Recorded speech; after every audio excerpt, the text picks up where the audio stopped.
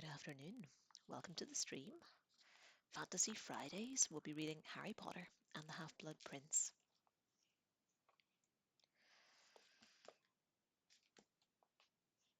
Chapter 22. And you'll notice our special guest, Nimbus, is once again featuring. He's awake there. I see him. I don't know what he's doing. He's cleaning himself. And we'll begin. Patches of bright blue sky were beginning to peer over the castle turrets, but these signs of approaching summer did not lift Harry's mood. He had been thwarted, both in his attempts to find out what Malfoy was doing and in his attempts to get a conversation with Slughorn that might lead, somehow, to Slughorn handing over the memory he had apparently suppressed for decades. For the last time, just forget about Malfoy, Hermione told Harry firmly. They were sitting with Ron in a sunny corner of the courtyard after lunch.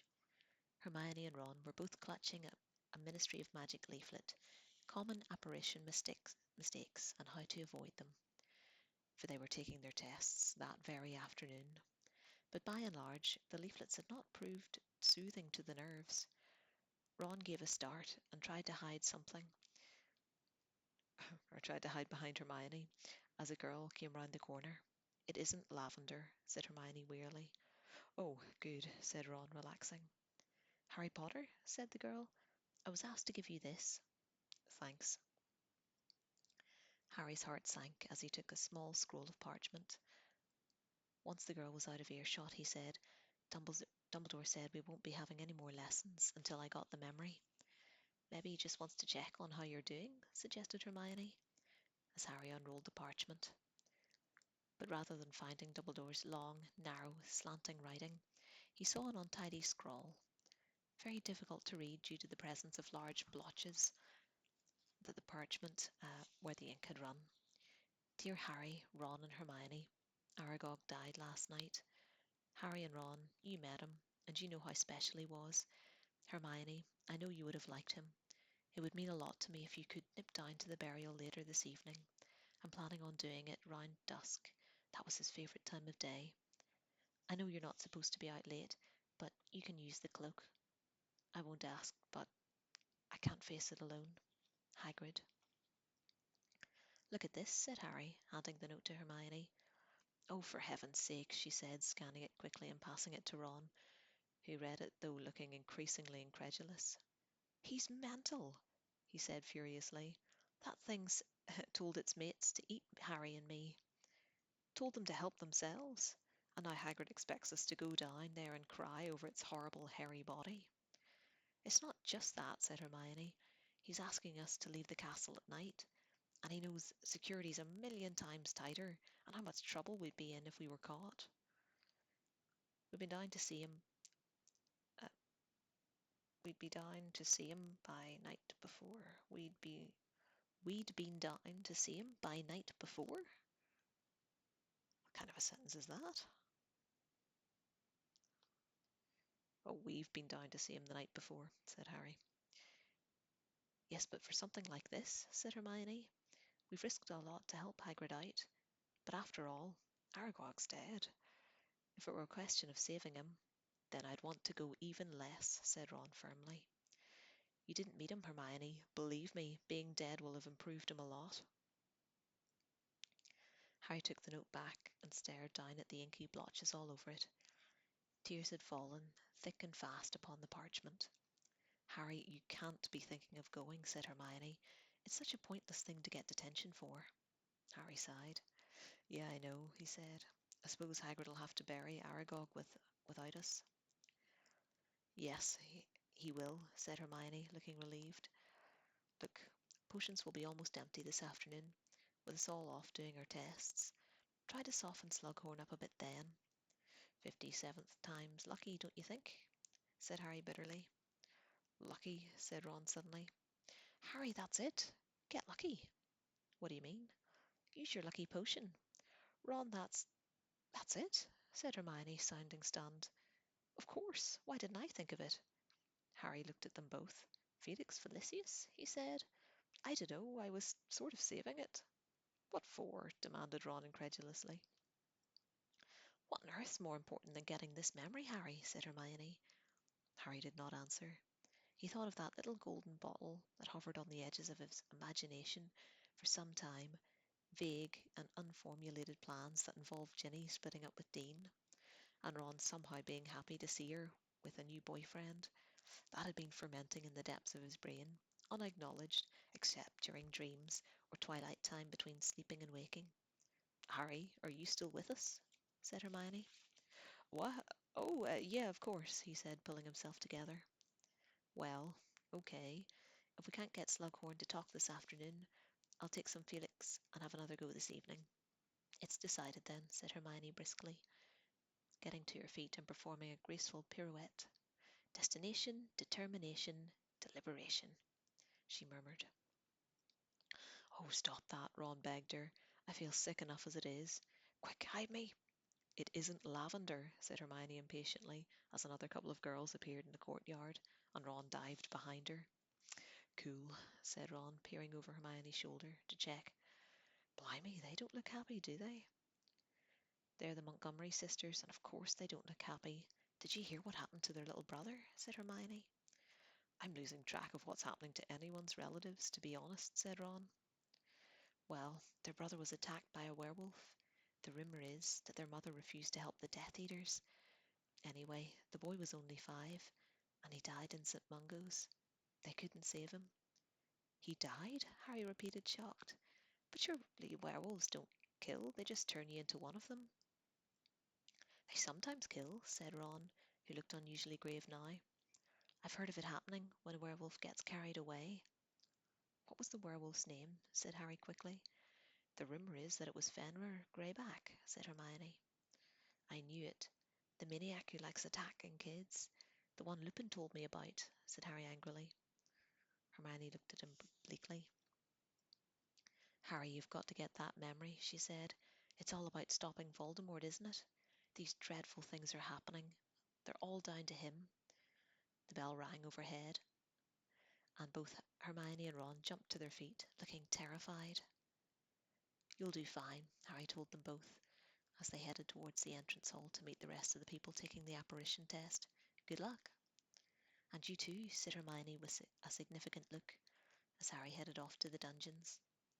There were only 3 of them in potions that afternoon, Harry, Ernie, and Draco Malfoy.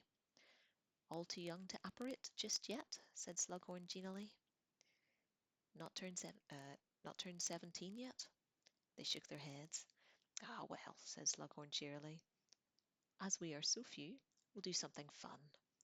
I want you all to brew me up something amusing. That sounds good, sir, said Ernie sycophantically, rubbing his hands together. Malfoy, on the other hand, did not crack a smile. What do you mean, something amusing? He said irritably. Oh, surprise me, said Slughorn airily. Malfoy opened his potion of advanced potion making with a sulky expression. It couldn't have been plainer that he thought this lesson was a waste of his time.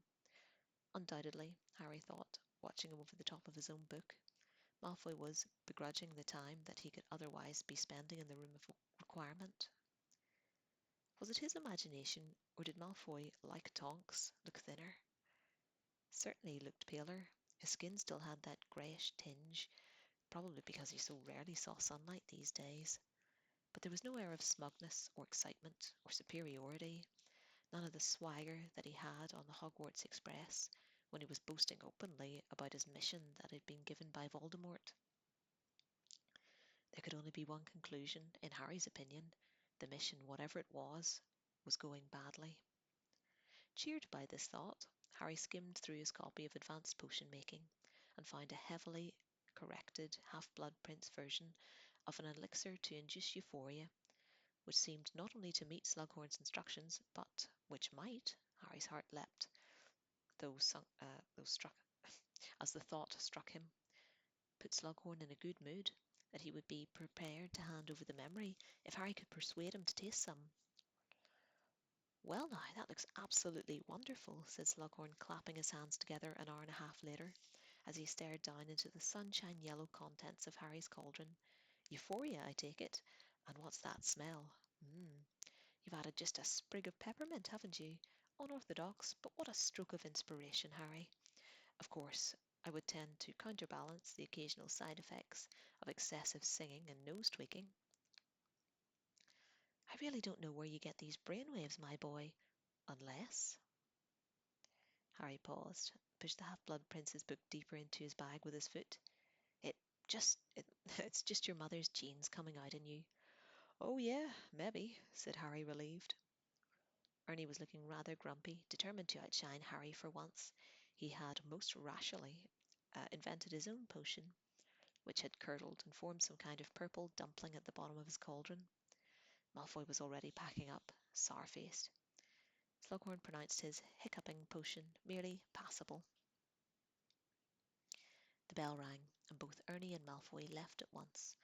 Sir, Harry began, but Slughorn immediately glanced over his shoulder. He saw that the room was empty but for himself and Harry, and turned away as fast as he could. Professor, do you think you'd want to taste my said Harry desperately, but Slughorn was gone. Disappointed, Harry emptied the cauldron and packed up his things. He left the cauldron and walked slowly back upstairs to the common room. Ron and Hermione returned that late afternoon. Harry, cried Hermione as she climbed through the portrait hole. Harry, I passed. Well done, he said. And Ron? He just failed, Hermione whispered, as Ron came slouching into the room looking morose. It was really unlucky, a tiny thing. The examiner just spotted that he'd left half an eyebrow behind. How did it go with Slughorn? No joy, said Harry, as Ron joined them. Bad luck, mate. You'll pass next time. We can take it together. Yeah, I suppose, said Ron grumpily. But half an eyebrow, like that matters. I know, said Hermione soothingly. It does seem really harsh.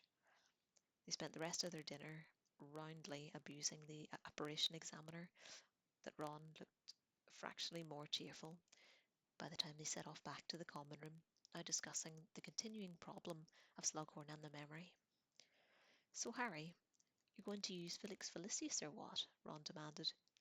Yeah, I suppose I better, said Harry. I don't reckon they'll need all of it. Just 12 hours worth. It can't take all night. I'll take just a mouthful. 2 or 3 hours should do it. It's a great feeling when you take it, said Ron, reminiscing. Like you can't do anything wrong. What are you talking about? Said Hermione, laughing. You've never taken any. Yeah, but I thought I had, didn't I?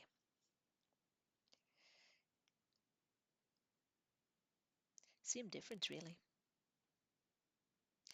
As they had only just seen Slughorn enter the great hall, and knew he liked to take time over meals, they lingered for a while in the common room, the plan being that Harry should go to Slughorn's office, or for the teacher, uh, once the teacher had time to get back there. When the sun had sunk to the level of the treetops in the Forbidden Forest, they decided the moment had come, and after checking carefully that Neville, Dean, and Seamus were all in the common room, they sneaked up to the boys' dormitory. Harry took out the rolled-up socks at the bottom of his trunk and extracted the tiny, gleaming bottle. Well, here it goes, said Harry, and raised his little bottle and took a carefully measured gulp. So what's it feel like? Whispered Hermione. Harry did not answer for a moment. Then, slowly but surely, an exhilarating sense of infinite opportunity stole through him. He felt as though he could have done anything, anything at all, and getting the memory from Slughorn seemed certainly not only possible, but positively easy. He got to his feet, smiling, brimful of confidence. Excellent, he said, really excellent. Right, I'm going down to Hagrid's. What? Said Ron and Hermione together, looking aghast. No, Harry, you've got to go and see Slughorn, remember? Said Hermione. No, said Harry confidently. I'm going to Hagrid's. I've got a good feeling about going to Hagrid's. You've got a good feeling about burying a giant spider? Said Ron, looking stunned. Yeah, said Harry, pulling his invisibility cloak out of his bag. I feel like it's the place to be tonight. You know what I mean? No, said Ron and Hermione together, both looking positively alarmed now. This is Felix Felicis, I suppose, said Hermione anxiously, holding up the bottle to the light. You haven't got another full of, I don't know, essence of insanity? Suggested Ron, as Harry swung his cloak over his shoulders. Harry laughed, and Ron and Hermione looked even more alarmed. Trust me, he said, I know what I'm doing. Or at least, he strolled confidently to the door. Felix does. He pulled his invisibility cloak over his head and set off down the stairs, Ron and Hermione hurrying along behind him. At the foot of the stairs, Harry slid through the open door. What were you doing up there with her? Shrieked Lavender Brown, staring straight through Harry and Ron. At Ron and Hermione, emerging together from the boys' dormitories. Harry heard Ron spluttering behind him and darted across the room to get away from them. Getting through the portrait hole was simple. As he approached it, Ginny and Dean were coming through it, and Harry was able to slip between them. As he did so, he brushed accidentally against Ginny. Don't push me, please, Dean, she said, sounding annoyed. You're always doing that. I can get through perfectly well on my own. The portraits swung closed behind Harry, but not before he heard Dean make an angry retort. His feeling of elation increased. Harry strode through the castle. He did not have to creep along, for he met nobody on his way, and this did not surprise him, not in the slightest. This evening he was the luckiest person in Hogwarts. Why he knew that going to Hagrid's was the right thing to do, he had no idea. It was as though the potion was illuminating a few steps of the path at a time. He could not see the final destination. He could not see where Slughorn came in, but he knew he was going the right way to get that memory. When he reached the entrance hall, he saw that Filch had forgotten to lock the front door. Beaming, Harry threw it open and breathed the smell of clean air and grasped for a moment before walking down the steps to the dusk. It was when he reached the bottom of the step that it occurred to him how pleasant it was, and how good it would be to pass the vegetable patch on his way to Hagrid's. It was not strictly on the way, but it seemed clear to Harry that this was a whim on which he should act. So he directed his feet immediately towards the vegetable patch, where he was pleased, but not altogether surprised, to find Professor Slughorn in conversation with Professor Sprite. Harry lurked behind a low stone wall, feeling at peace with the world, and listened to their conversation. I do thank you for taking the time, Pomona, Slughorn was saying courteously. Most authorities agree that they are at their most effectacious if picked at twilight. Oh, I quite agree, said Professor Sprite warmly. That enough for you? Plenty, plenty, said Slughorn, who, Harry saw, was carrying an armful of leafy plants. This should allow for a few leaves for each of my third years, and have some to spare if anyone overstews them. Well, good evening to you, and many thanks again. Professor Sprite headed off toward the gathering darkness in the direction of the greenhouses, and Slughorn directed his steps to the spot where Harry stood, invisible. Seizing with an immediate desire to reveal himself, Harry pulled off the cloak with a flourish. Good evening, Professor. Merlin's beard, Harry, you made me jump, said Slughorn, stopping dead in his tracks and looking wary. How did you get out of the castle? I think Filch must have forgotten to lock the doors, said Harry cheerfully. He was delighted to see Slughorn scowl. I'll be reporting that man. He's more concerned about litter than proper security, if you ask me. But why are you out here, Harry? Well, sir, it's Hagrid, said Harry, who knew that was the right thing, just to tell the truth. He's pretty upset, but you won't tell anyone, Professor? I don't want trouble for him. Slughorn's curiosity was evidently aroused.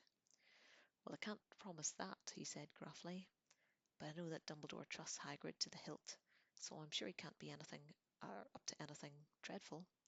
Well, it's this giant spider. He's had it for years. It lived in the forest, and it could talk and everything.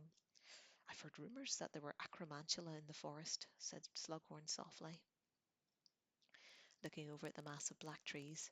It's true, then?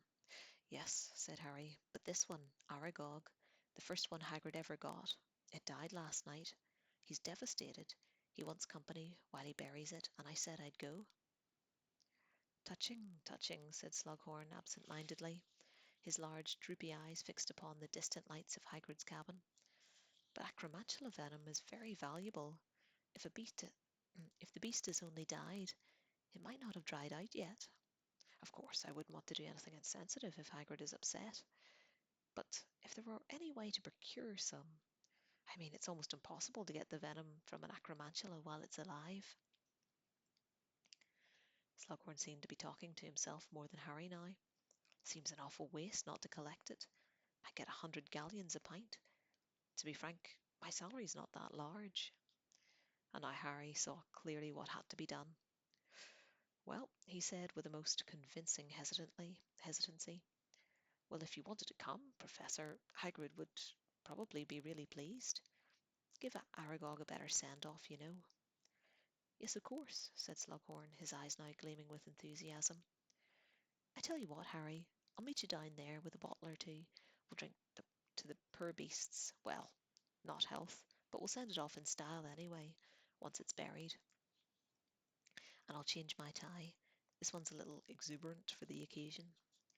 He bustled back to the castle, and Harry sped off to Hagrid's, delighted with himself. "Ye came," croaked Hagrid as he opened his door and saw Harry emerging from the invisibility cloak in front of him.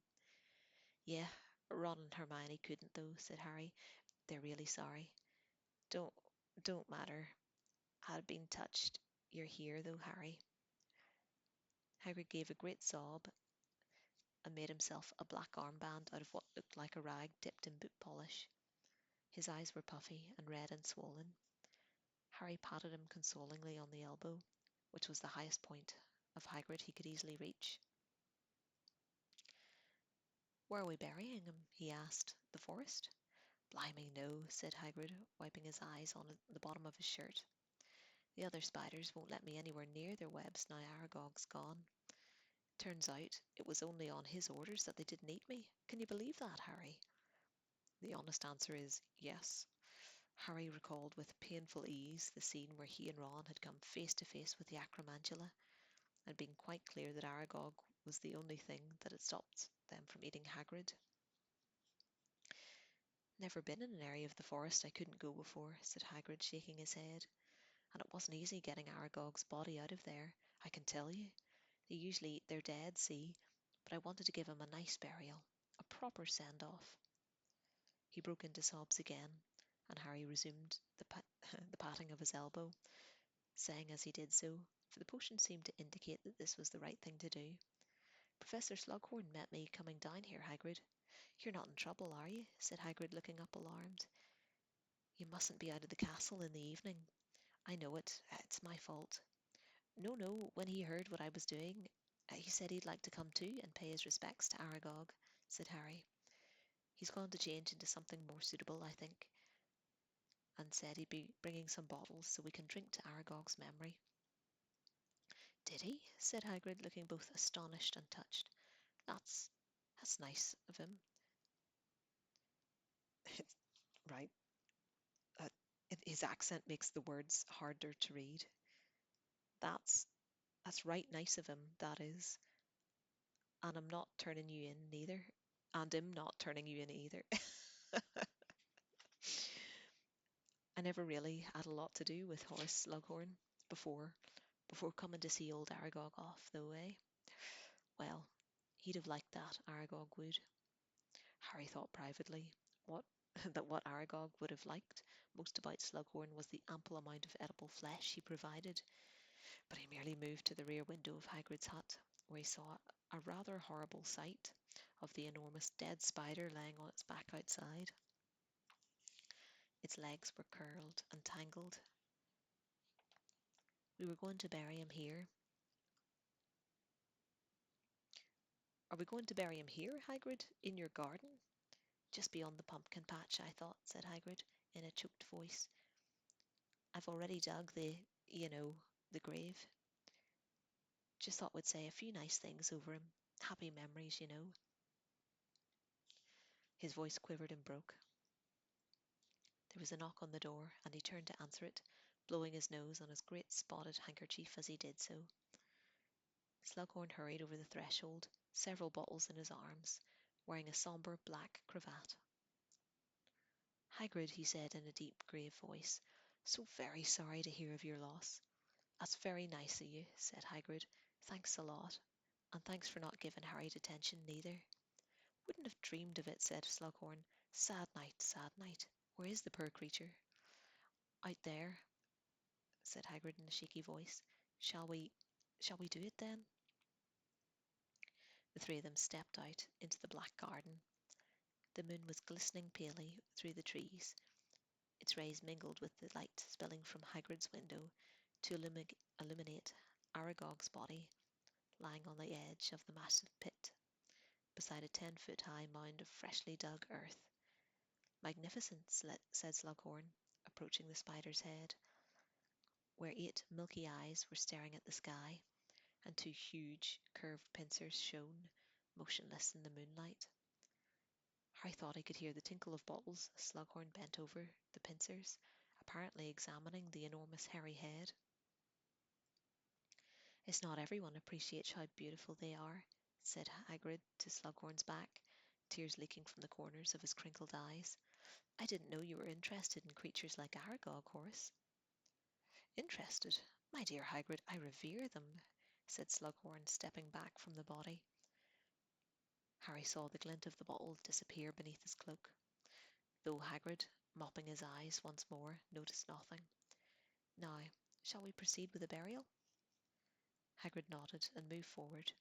He heaved the gigantic spider into his arms and, with an enormous grunt, rolled it into the dark pit. It hit the bottom with a rather horrible, crunchy thud. Hagrid started to cry again.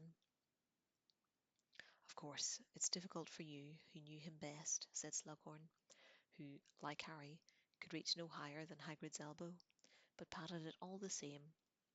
Why don't I say a few words? Harry must have got a lot of good he must have gotten a good lot of anti-venom from Aragog, Harry thought, for Slughorn wore a satisfied smirk as he stepped up to the rim of the pit and said, in a slow, impressive voice, Farewell, Aragog, king of arachnids, whose long and faithful friendship those who knew you won't forget. Though your body will decay, your spirit lingers on in the quiet, web-spun places of your forest home. May your many-eyed descendants ever flourish, and your human friends find solace in the loss they have sustained. That was beautiful, howled Hagrid, and he collapsed on the compost heap, crying harder than ever. There, there, said Slughorn, waving his wand so that the huge pile of earth rose up, then fell, with a muffled sort of crash onto the dead spider, forming a smooth mound. Let's get inside and have a drink. Get his other side, Harry. That's it. Up you come, Hagrid. Well done. He deposited Hagrid in a chair.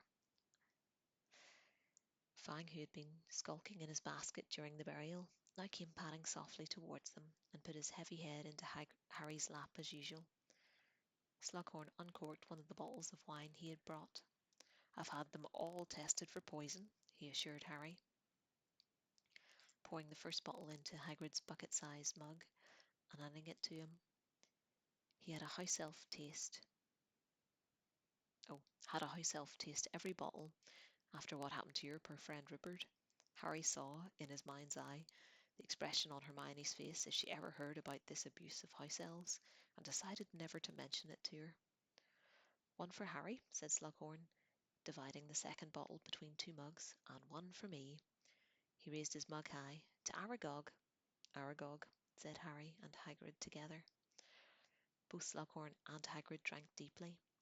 Harry, however, with the way ahead illuminated for him by Felix Felicis, knew he must not drink, so he merely pretended to take a gulp, and then set the mug back down on the table before him. I've been with him since an egg, you know, said Hagrid morosely. Tiny thing he was when he hatched, about the size of a Pekingese. Sweet, said Slughorn.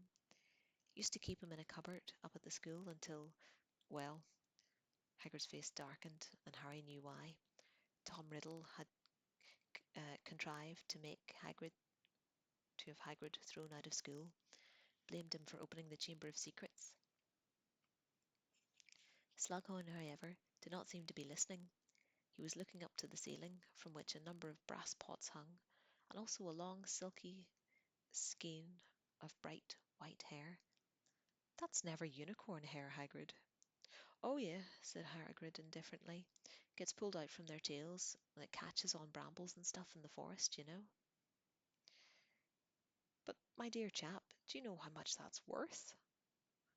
I've been using it for binding bandages and stuff if a creature gets injured, said Hagrid, shrugging. It's dead useful, very strong, see? Slughorn took another deep gulp of draught from his mug, his eyes moving carefully around the cabin now, looking. Harry knew for more treasures that he might be able to convert into a plentiful supply of oak-matured mead, crystallized pineapple, and velvet smoking jackets. He refilled Hagrid's mug and his own, and questioned him about the creatures that lived in the forest these days, and how Hagrid was able to look after them all.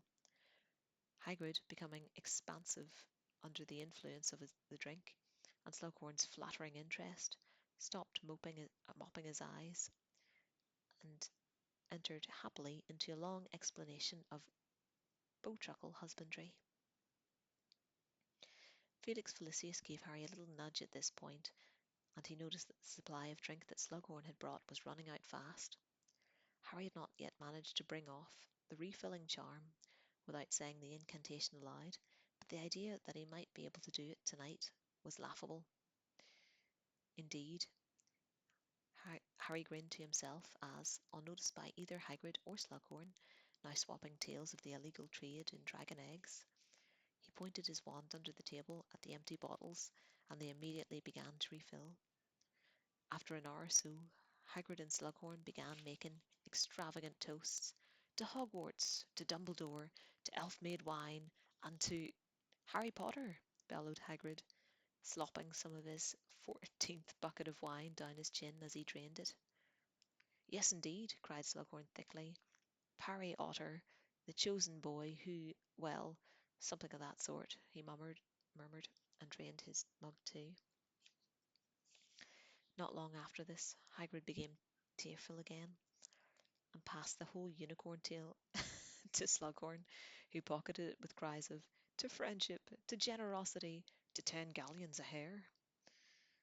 And for a while after that, Hagrid and Slughorn were sitting side by side, arms around each other, singing a low, sad song about a wizard called Odo. Ah, the young die. Hold on. The good die young, muttered Hagrid, slumping low on the table, a little cross-eyed, while Slughorn continued to warble the refrain. Me dad was no age to go, nor were your mum and dad, Harry. Great fat tears oozed out of the corners of Hagrid's crinkled eyes again. He grasped Harry's arm and shook it. Best whiz and witchard of their age I ever knew. Terrible thing, terrible thing. Slughorn sang plaintively. And Odo the hero. Sorry, I won't sing. And Odo the hero, they bore him back home, to the place that they'd known as a lad. They laid him to rest, with his hat inside out, and his wand snapped in two, which was sad. Terrible, Hagrid grunted, and his great shaggy head rolled sideways onto his arms, and he fell asleep, snoring deeply. Sorry, said Slughorn with a hiccup. Can't carry a tune to save my life. Hagrid wasn't talking about your singing, said Harry quietly. He was talking about my mum and dad dying. Oh, said Slughorn, repressing a large belch. Oh dear, yes, that was terrible indeed. Terrible, terrible. He looked quiet, at a loss for what to say, and resorted to filling their mugs. I don't suppose you remember it, Harry? He asked awkwardly. No. Well, I was only one when they died, said Harry, his eyes on the flame of the candle flickering in Hagrid's heavy snores. But I found out pretty much what happened since. My dad died first. Did you know that? I didn't, said Slughorn in a hushed voice. Yeah, Voldemort murdered him, then stepped over his body towards my mum, said Harry. Slughorn gave a great shudder, but he did not seem to be able to tear his horrified gaze away from Harry's face. He told her to get out of the way, said Harry remorselessly. He told me she needn't have died. He told me she needn't have died. He only wanted me. She could have run. Oh dear, breathed Slughorn. She could have. She needn't. That's awful. It is, isn't it? Said Harry, in a voice barely more than a whisper. But she didn't move. Dad was already dead. But she didn't want to let me go too. She tried to plead with Voldemort, but he just laughed. That's enough, said Slughorn suddenly, raising a shaking hand. Really, my dear boy, I'm an old man. I don't need to hear. I don't need to hear. I forgot, lied Harry, Felix Felicis leading him on. You liked her, didn't you? Liked her? Said Slughorn, his eyes brimming with tears once more. I don't imagine anyone who's met her that wouldn't have liked her. Very brave, very funny. It was the most horrible thing. But you won't help her son, said Harry. She gave me her life, but you won't give me a memory. Hagrid's rumbling snores filled the cabin. Harry looked steadily into Slughorn's tear-filled eyes. The potions master seemed unable to look away. Don't say that, he whispered. It wasn't a question. If it were up, if it were to help you, of course, but no purpose can be served. It can, said Harry clearly. Dumbledore needs information.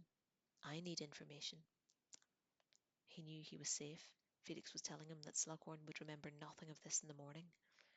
Looking Slughorn straight in the eye, Harry leant forwards a little. I'm the chosen one. I have to kill him. I need that memory. Slughorn turned paler than ever, his shiny forehead gleaming with sweat. You are the chosen one? Of course I am, said Harry calmly. But then, my dear boy, you're asking a great deal. You're asking me, in fact, to aid you in your attempt to destroy. You don't want to get rid of the wizard who killed Lily Evans? Harry, of course I do, but you're scared he'll find out that you helped me? Slughorn said nothing. He looked terrified. Be brave, like my mother, Professor. Slughorn raised a pudgy hand and pressed his shaking fingers to his mouth. He looked for a moment like an enormously overgrown baby. I'm not proud, he whispered through his fingers. I'm ashamed of what the memory shows. I think I might have done great damage that day. You'll cancel out everything you did by giving me the memory, said Harry. It would be a very brave and noble thing to do. Hagrid twitched in his sleep and snored on. Slughorn and Harry stared at each other over the guttering candle. There was a long, long silence, but Felix Felicis told Harry not to break it, to wait. Then, very slowly, Slughorn put his hand in his pocket and pulled out a wand. He put his other hand inside his cloak and took out a small, empty bottle. Still looking into Harry's eyes, Slughorn touched touched the tip of his wand to his temple and withdrew it, so that a long, silver thread of memory came away too, clinging to the wand tip. Longer and longer the memory stretched until it broke and swung, silvery bright from the wand. Slughorn lowered it into the bottle, where it coiled, then spread, swirling like gas. He corked the bottle with a trembling hand, then passed it across the table to Harry. Thank you very much, Professor. You're a good boy, said Professor Slughorn, tears trickling down his fat cheeks into his walrus moustache. And you've got her eyes. You don't think too badly of me once you've seen it. But he, too, put his head on his arms, gave a deep sigh, and fell asleep. That's the end of chapter 22. I'm going to keep it a short one today, just the one chapter. Upload it to YouTube, and I'll do another chapter tomorrow. I might do another Hunger Games tomorrow as well. So join me then, and thank you for listening.